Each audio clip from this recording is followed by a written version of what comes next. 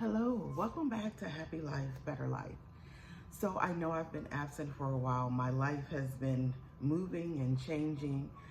I'm in the process while I'm already working one job and getting ready to start another. I had to build myself back up to a healthy place. So in the meantime, thank you for coming here to Happy Life, Better Life and for sharing this time with me because I don't feel like you have to do it, but I'm glad you made the choice to be here. So when I ended with my last video, I recently uploaded a video that was really particularly just for praying. And just because we're living in some stressful times, we've got a lot going on politically, and it's just been very distressing. So as I have been praying more and doing more meditation, mindfulness meditation, and things of that nature. I'm getting ready to even try a little bit of Tai Chi because, I'm trying to just keep myself in a happy place. So I wanted to just share that prayer with you. So you can go there, and, click on that. It's a short video in case you wanted to have that moment. So continuing now with our third video in Unbreakable. This is for people starting over after, divorce, separation, or anything. You could just be starting over in your life.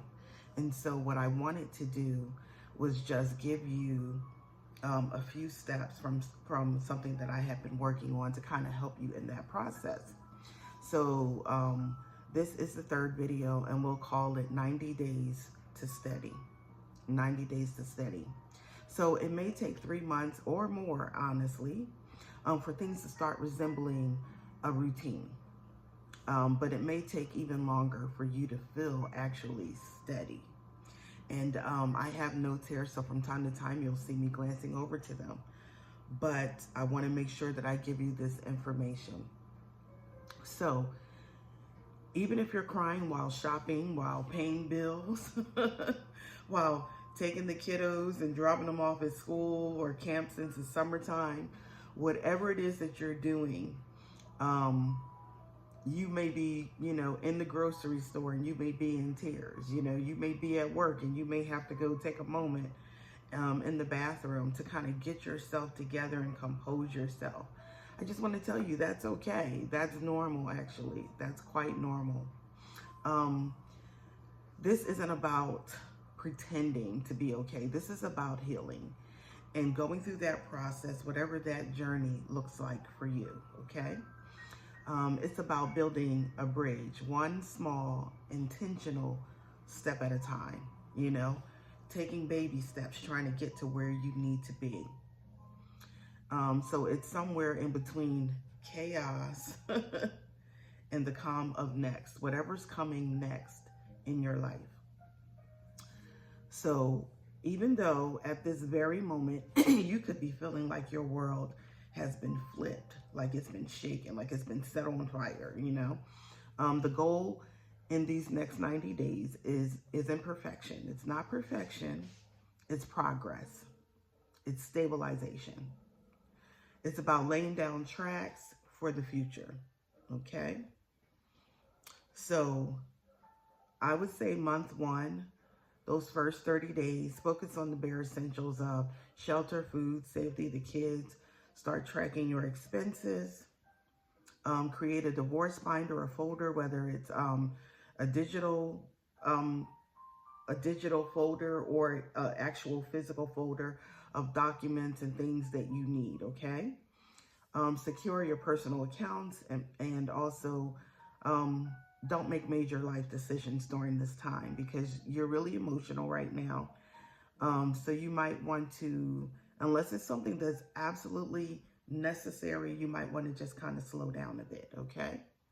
Also, give yourself permission to cry, to nap, to cancel plans, to make plans, basically to just survive, whatever helps you survive, okay? So month two, it's kind of like a beginning of new routines, school drop-offs, meals. Create self-care windows for yourself. And don't Don't neglect what you need for you, okay? Also, set tiny weekly goals, like apply for a job, call a lawyer if that's where you're at, um, starting a budget. Because most people, when you're going through that period of divorce and separation, you are literally on a different budget, because you might have gone from two incomes to one income, or if your person was the main provider, now you're in a tight place and you're trying to figure things out. So that's a reality too. And maybe you're not starting over from a divorce or separation. Maybe you're starting over from a new job. Maybe you've relocated to another area. You still need to get things in order, your bank accounts, your budget, just to kind of get adjusted to a new plan. And also, you're kind of dealing with a new normal, okay? Um, Look at any paperwork that you need to file or respond to. Begin emotional and spiritual kind of like support and therapy. Make sure that you're okay emotionally, mentally, If you need to see a counselor, see a counselor. A lot of times you can pay for counseling, for therapy with your medical insurance. So, look into that. Exercising, breathing, walking, praying, all of these things add to our well-being.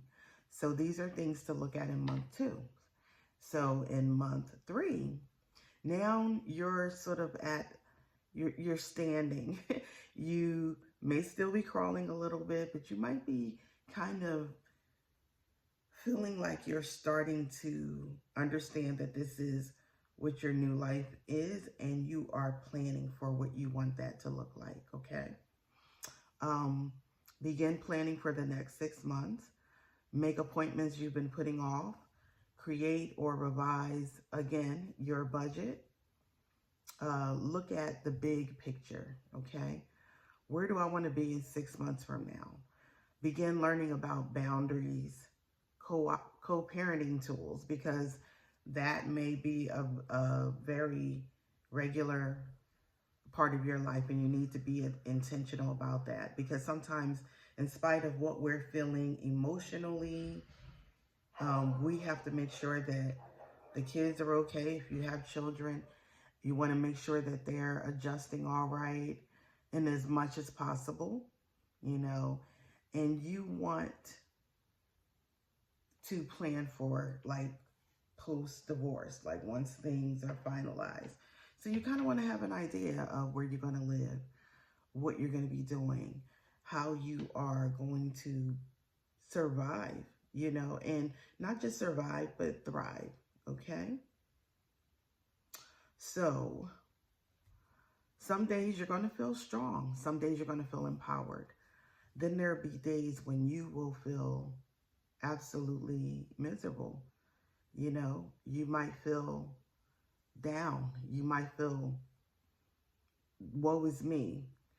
And even though that's allowed, one thing I would always say to myself, I give myself time to process emotions and feelings, but then I will be like, okay, you need to recover quickly. Don't wallow in it. Don't stay there. Don't embrace heartache and feel like that has to be your new normal, because it doesn't. It shouldn't be, because that wouldn't be healthy for you. Sometimes you're going to feel like just staying in bed, disappearing under the covers. And if you need that moment, take that moment. But don't linger in that moment for too long. It shouldn't be 3 and 4 days and 5 days, that it shouldn't be that.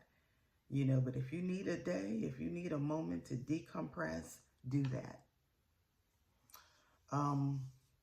The goal really isn't to just like be over it, but the goal is to get through it with intention, okay? So in my closing, I want you to reflect on a couple questions here.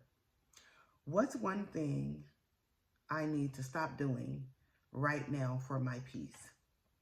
And I can give you an example of that. I remember initially, it wasn't like right after um, my ex and I separated because I still lived in the same town for like about a year, maybe a year and a half. And then I later relocated to another state.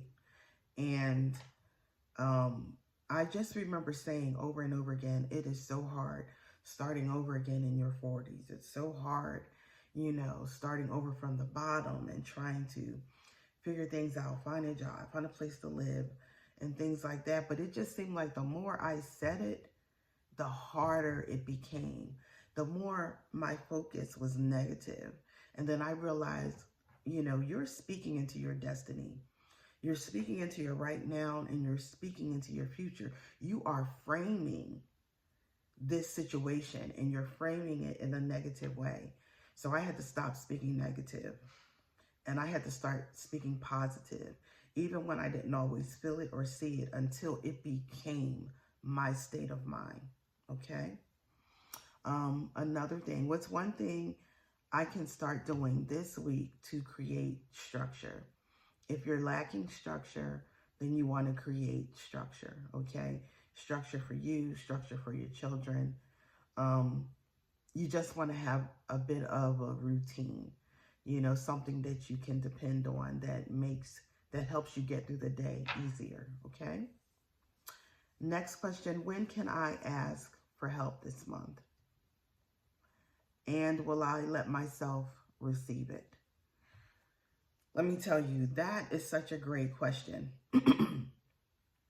When can I ask for help this month? And will I actually allow myself to receive it? I did that. At one point, I was embarrassed to be applying for like, you know, public assistance and stuff like that when I was still getting my footing and trying to find a more lucrative job. Since I had relocated to another area and everything, I was like, you know, oh, I don't want to have to apply for this. And then I said, you know what? There's no shame to my game. Whatever I qualify for, I want it. And nowadays, you better take advantage of it while it's there, because I'm just going to say Trump is cutting everything. So if it's there and you qualify for it, baby, go ahead and get it. Male or female, go ahead and get it. If it's food stamps, if it's medical, whatever you need, if it's, what is it, Section 8, go ahead and get it. Get it. If your family's willing to help you out, then allow them to help you, you know. Allow them to be your support system. And don't be ashamed of needing help. The thing is, if you're moving forward and you're progressing, then people are going to want to sow in you and be there for you, you know. So allow yourself to receive the help. And don't feel ashamed about it. Just feel grateful. Grateful that when you need it, it's there. If somebody's helping watching the kids, if somebody's helping you get a job, if somebody's helping you do your resume, whatever it is, just be grateful for the help. So thank you. Thank you for coming and spending this time with me. I hope you find this video helpful, encouraging, and I'm here, you know, so feel free to chat with me. Please like and subscribe. You know, I am building from the bottom up all over again when it comes to this YouTube page. And I just want to say thank you. Thank you for viewing. Thank you for being here. Many hugs, many kisses. And you know, as always, I want you to live a happy life and a better life. Have a great day.